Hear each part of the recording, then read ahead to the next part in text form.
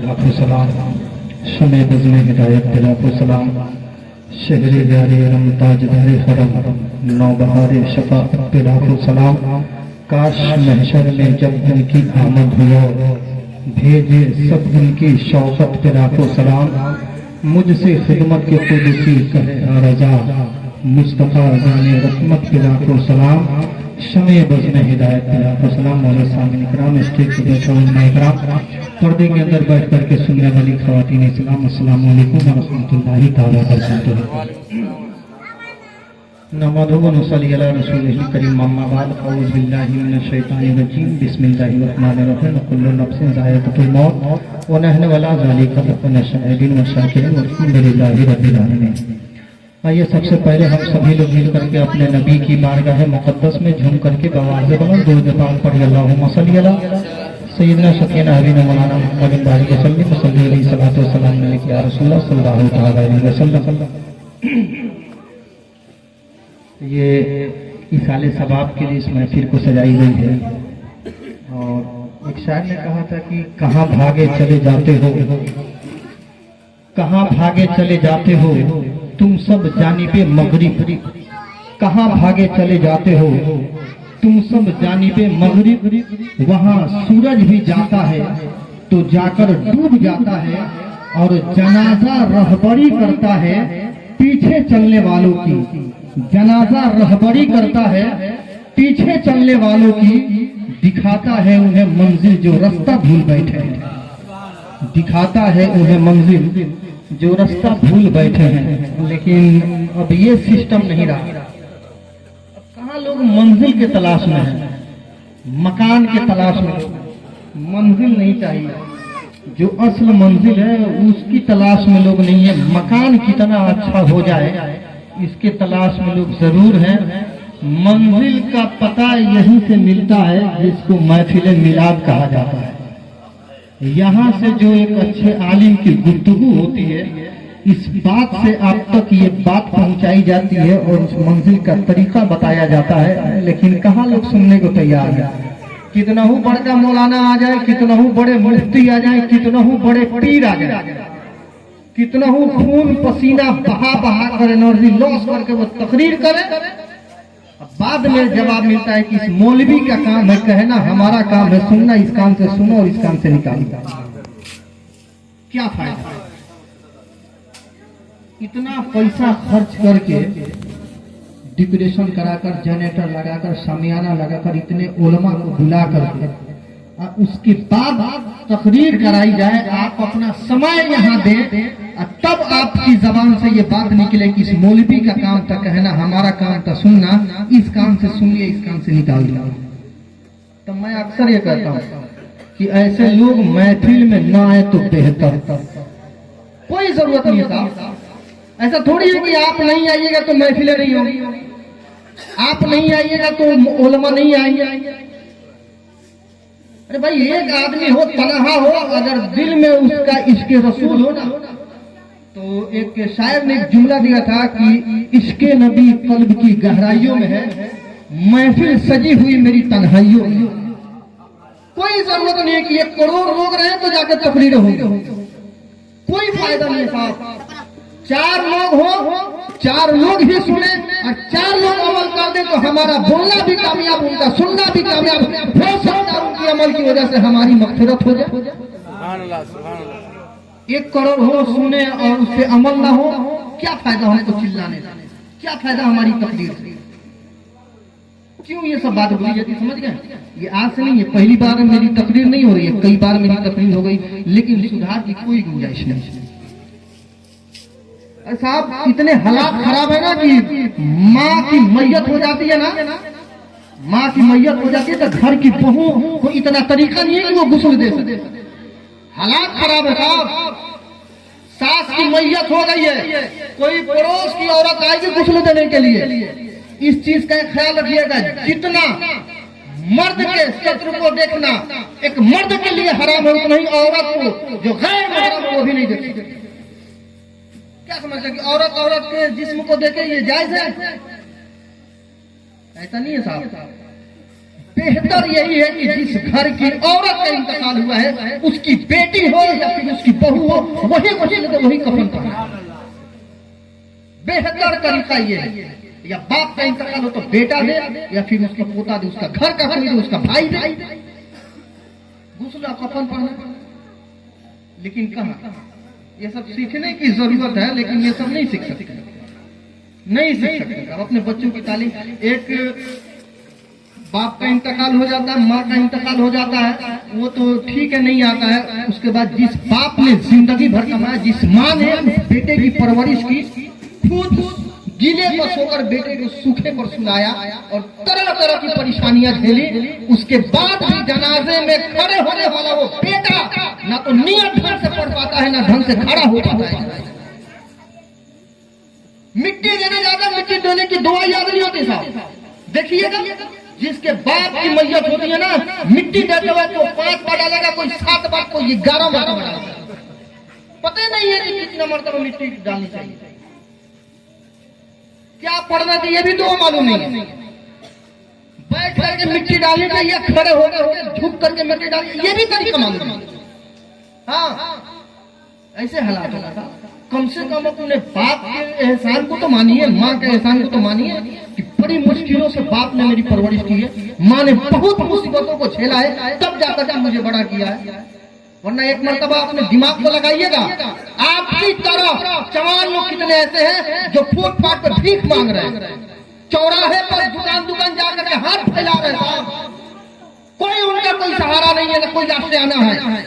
अगर मेरे बाप माँ बाप ने अगर मुझे भी पैदा करके छोड़ दिया होता तो आज किसी फुटपाथ पर हम भी भीख मांगते हैं। लेकिन उस माँ बाप का एहसान है जिसने मेरी परवरिश करके मुझको इस लायक बना दिया कि आज आशियाना भी दे दिया और मुझको इतना अच्छा बना दिया कि हम कमा भी रहे हैं और ढंग से जिंदगी भी गुजार दिया। उस माँ बाप का एहसान है। लेकिन क्या लोग समझते हैं, नहीं ख्याल। ये तो बड़ी खुशी की बात है कि आपके गांव में मस्जिद बन रही। हम उस दिन आए थे जनाजे में, तभी हमको हाफिज जी ने बताया कि यही मस्जिद बन रही। अच्छी बात है, मस्जिद बनाइए। हो सकता है कहीं अब आपके बेटे तालीम याफ्ता हो जाए, आपके घर के बच्चे पढ़ लें, कम से कम यहाँ जब मस्जिद बन जाएगी तो नमाज पढ़ने का तो तरीका मालूम हो जाएगा, उसके बाद आदी तो हो जाएंगे। तो एक फायदा होता है, देखिए मस्जिद गांव में बनने से एक जरूर फायदा होता है कि लोग मस्जिद के सामने शराब नहीं पीते। कितना वो गीरा मुसलमान होगा ना शराब को, अपने गांव के इमाम के सामने वो शराब नहीं पीने जाएगा। ये बात सच। मस्जिद बना रहे हैं, अच्छी बात है, लेकिन मस्जिद का एहतराम करना पड़ेगा। मस्जिद बनाइए, अच्छी मस्जिद बनाइए और अच्छा इमाम रखिए, इसका ख्याल रखिए।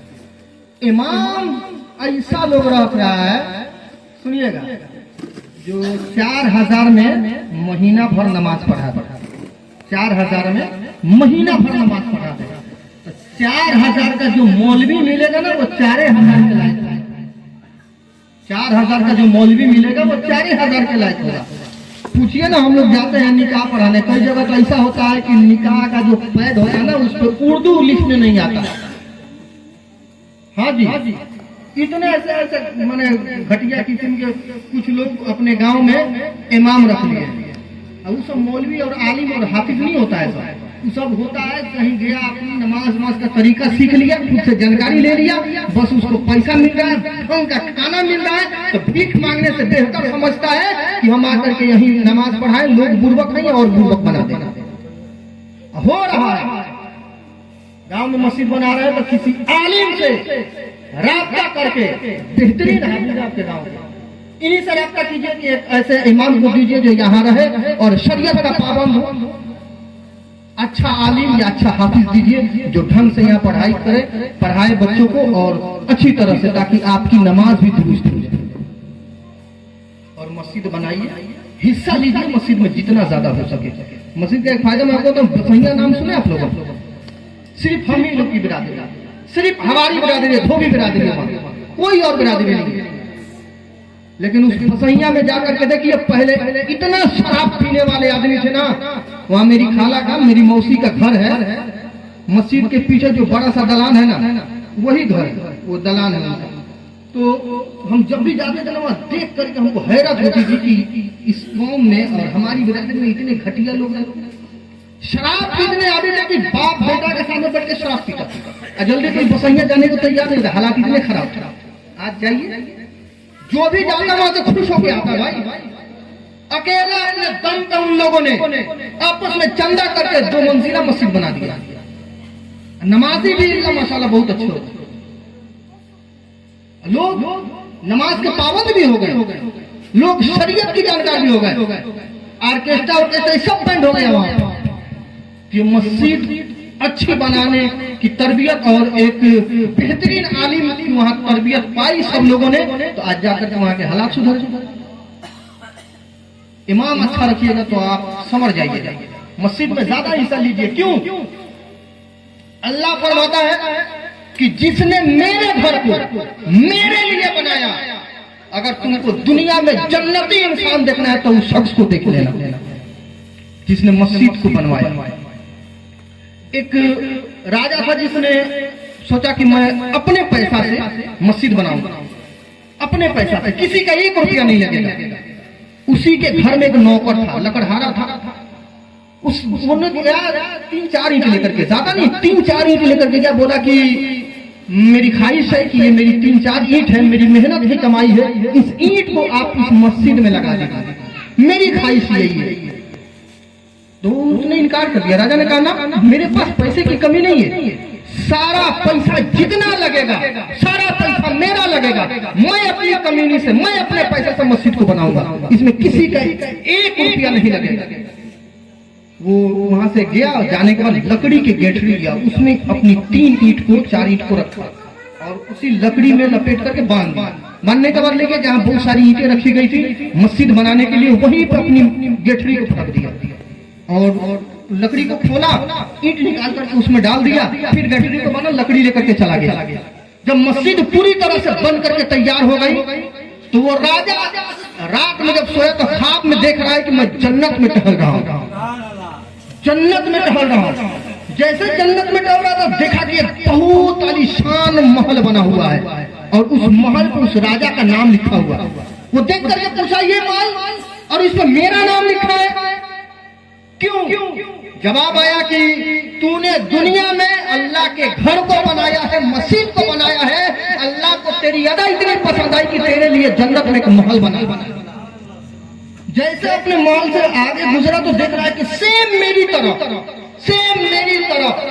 एक महल बना हुआ है और उस पे उसके घर का जो नौकर था, लकड़हारा था, उसका नाम लिखा हुआ है। उसने कहा कि मैंने तो अकेला अपने दम पे अपने पैसे से मस्जिद बनाई थी, तो मेरा जन्नत में घर बन गया, मेरा महल बन गया। लेकिन ये लकड़हारा तो मेरे यहाँ नौकरी करता है, इसके पास कौन सा पैसा है, इसके पास तो कुछ रुपया नहीं है कि ये मस्जिद बना सके, इसकी औकातें नहीं है, लेकिन इसका घर बना हुआ है मेरी तरह से और उसका नाम लिखा हुआ है। जवाब आया कि तूने एक मस्जिद बनाया था तो अल्लाह को इतना पसंद आया कि तेरा एक महल बना दिया जन्नत में, और वही अदा 3 ईंट इसने जिस मस्जिद को तूने बनाया था उस ईंट में मिला दिया था, तो वो अदा अल्लाह को इतनी पसंद आई कि तेरी तरफ से एक महल बना दिया उसके लिए। जो अल्लाह की राह में, ये झूठी बात नहीं, जो अल्लाह की राह में 1 देता है अल्लाह उसको कम से कम 10 देता है, कम से कम 10 देता है, कम से कम 10 मिलेगा। अब ज्यादा देने को अल्लाह तो देने आ गया, वो जितना चाहे वो दे सकता है। इसलिए मैं कहता हूँ आप लोग सहयोग कीजिए, मस्जिद को बनाइए, जितना हो सके आप अपने शरीर से और पैसे से जिस तरह हो सके करके आप लोग मस्जिद बेहतरीन बनाइए और अच्छे आदमी को रखिए, ताकि आज आपके गांव में जब मस्जिद बन जाए तो कम से कम आपके बेटे इल्म दीन से महरूम ना रहे। वरना हालात इतने खराब हो गए साहब कि कभी हम लोग आते हैं तो देखते हैं कि पहला कलमा अगर पढ़ा दिया जाना किसी को, पहला कलमा ढंग से बच्चे नहीं पढ़ पाते। निकाह जब पढ़ने हम लोग जाते हैं निकाह होगा के लिए, तो देखिए बच्चियों को जब हम लोग कलमा पढ़ाते हैं तो कैसे कहाँ पढ़ पाती है। वजह क्या है कि दीन की तालीम नहीं है। वजह क्या है कि हमारे गांव में मस्जिद नहीं है, मौलाना नहीं है, पढ़ा नहीं सकते। लेकिन आज ये जितने इस गांव के लोगों ने मेहनत करके मस्जिद बनाने के लिए तैयार हुआ है, अल्लाह ताला जरूर उनको इसका सिला देगा। आप लोग लेकिन पीछे मत हटिएगा, जितना हो सके आप लोग हेल्प कीजिए। ये जरूरी नहीं है साहब, ये जरूरी नहीं है। अल्लाह फरमाता है कि अगर किसी के पास अगर एक मस्जिद बनाने के लिए पैसा ना हो, कोई बात नहीं। किसी के पास अगर 10 बोरी सीमेंट देने के पैसे, कोई बात नहीं है। एक टेलर गिट्टी देने की कोई बात नहीं है, उसके पास कोई रुपया नहीं है, लेकिन सिर्फ वो सोच इतनी रख ले कि काश अल्लाह मुझे इतनी दौलत दिया होता कि मैं भी मस्जिद बनाने में हिस्सा ले लेता और मैं भी कुछ मस्जिद में चंदा दे देता। इतनी सोच कहा वो सोचा कि अल्लाह ताला उसके नामे अमाल में नेकियां लिख दिया। सिर्फ सोच की वजह से कि मुझे मेरे पास भी इतनी दौलत होती कि मैं भी मस्जिद में चंदा दे देता। ये है शरीर से भी मेहनत करके बनाई गई। दुरूद पाक पढ़िए, अल्लाहुम्मा सल्ली अला सय्यिदिना बारिक वसल्लम सल्लल्लाहु अलैहि सलातु वस्सलाम अलैहि या रसूलल्लाह सल्लल्लाहु तआला अलैहि वसल्लम। शादी ब्याह जनाजे में आप लोग कभी जाते हैं, एक चीज का ख्याल रखिएगा। अभी हाफिज जी ने बताया, लोग हंसते जाते हैं। मुर्दा कितना हो बड़ा गुनहगार हो, कितना हो बड़ा गुनहगार हो, उस जनाजे के पीछे चलने वाले लोग अगर उस मुर्दे की तारीफ करते हैं तो फरिश्ते गवाही देते अल्लाह की बारगाह में, अल्लाह तेरे बंदे के जनाजे के पीछे जितने तेरे बंदे थे सारे बंदे उसकी तारीफ कर रहे थे। तो फिर वही से ऐलान होता है कि जाओ, फिर वो मेरा बंदा नेक था, अच्छा था, मैंने उसकी बख्शिश कर दिया। क्यों ना जिसके पीछे हम चलते हैं, दुनिया की बातें करते हैं, उसी की तारीफ करते हैं। क्यों ना दुर्गे पाक पढ़ने? ऐसी सोच रखिए ताकि मेरी वजह से किसी का फायदा हो। कब्रिस्तान में जाइए तो वहां बैठ करके जितने कब्र के मुर्दे लेटे हुए सबके बारे में मग़फ़िरत की दुआ कीजिए। ऐसा थोड़ी एक आदमी हमको मिल गया, अभी जी हम क्या बताए, तो कहा कि हम जाते हैं जब कब्रिस्तान में तो अपने बाप के ही नाम से, दादा के नाम से ही सिर्फ हम दुआ करते हैं। हम कहे का है, जितनी कब्र है, जितने मुर्दे लेटे हुए सबके लिए बख्शिश की दुआ करो। कहा ना, अगर हम अपन दादा और दादी या अब्बू के नाम के अलावा और किसी के नाम से इसाले सवाब करेंगे तो हमारे दादा दादी को कम सवाब मिलेगा, ऐसा नहीं होता है। एक कुरान खत्म को 5 लोगों के नाम से बख्शिएगा तो उतना ही सवाब मिलेगा, 5 लाख के नाम से बख्शिएगा तो कई सवाब मिलेगा। ऐसा नहीं है कि उसमें से डिवाइड कर दिया जाएगा 2-2 पारा 3-3 पारा। हाँ, यह दुनिया में ये सब कटौती का मामला है और यहाँ तकलीफ झेलनी पड़ रही है। इस चीज को हटाइए, अपने बच्चों को दीन की तालीम दीजिए। दीन की तालीम बहुत जरूरी है। एक चीज का ख्याल रखिएगा, जिस घर में एक आलिम होगा ना, एक हाफिज होगा, उसका बाप, उसका भाई कितना हो बड़ा शराबी होगा, कितना हो बड़ा जुआरी होगा, लेकिन वो अपने बेटे की वजह से उसको शर्म आएगी और वो छोड़ देगा। क्यों शर्म आएगी? कि मेरा बेटा किसी जगह पे जाकर के वो दूसरे को समझाता है, आज हम शराब पी रहे हैं तो लोग उस पर सवाल उठाएंगे। मेरे साथ हुआ था, मेरे साथ हुआ है। हमारे फूफा बेटा पूछिए, मेरे अब्बू आसाम राइफल में खुद वो पीते थे शराब। 2008 में जब मैं मदरसे में कदम रखा था तो वो शराब पीते थे, लेकिन 2010 में जब मैंने खुद देखा था शराब पीते हुए, वो सरकारी जो रम मिलता है, जब मैंने खुद देखा था पीते हुए तो मैं गुस्से होकर के भाग गया। उसके बाद हमको दिन भर लोग खोजा, नहीं शाम को हम घर पे आए तो बोले क्या वजह थी कि तुम भाग गए थे? तो हम बोले कि बताइए, हमारे घर में हमारे बाप शराब पी रहे हैं, हम मौलाना बने कल मुझसे पूछेंगे कि तुम अपने बाप को नहीं सुधार पाए, शराब पीने से नहीं रोक पाए, तुम हम लोग को क्या सुधारेंगे? मेरे अब्बू ने उसी दिन तौबा किए और कहे बेटा जा, तू आलिम बेहतरीन बन, आज के बाद मैं किसी नशे वाली चीज को हाथ तक नहीं लगाऊंगा। आज इसका इतना बड़ा देन है, आज इतना बड़ा आलिम बनाने का देन है, आलिम बनने का देन है कि आज मेरे अब्बू मीठा पान तक नहीं खाते। वो बीड़ी सिगरेट खैनी की बातें छोड़िए, मेरे घर में कोई नहीं खाता मेरे अलावा। मीठा पान सिर्फ हम खाते हैं, बाकी मेरे घर में कोई बीड़ी तक या फिर खैनी तक गुल तक कोई नहीं करता। ये हो घर में एक आलिम बना दीजिएगा ना तो खुद आपको एहसास हो जाएगा कि कम से कम हम अपने अंदर सुधार लें, ताकि मेरे बेटे को, मेरे भाई को कभी स्टेज पे जाए तो कोई तकलीफ ना हो। बच्चे को इसमें दिन से रास्ता कीजिए, समझ गए? चाय पी लीजिए, उसके बाद शिरनी ला दीजिएगा, इसलिए हाँ जब खत्म करना होगा तो शिरनी ला दीजिएगा। हाँ हमारे फूफा कह रहे हैं कि नाज शरीफ सुने तो पढ़ दे रहे हैं। हमारी आवाज तो आफ्ताब भाई की तरह है नहीं।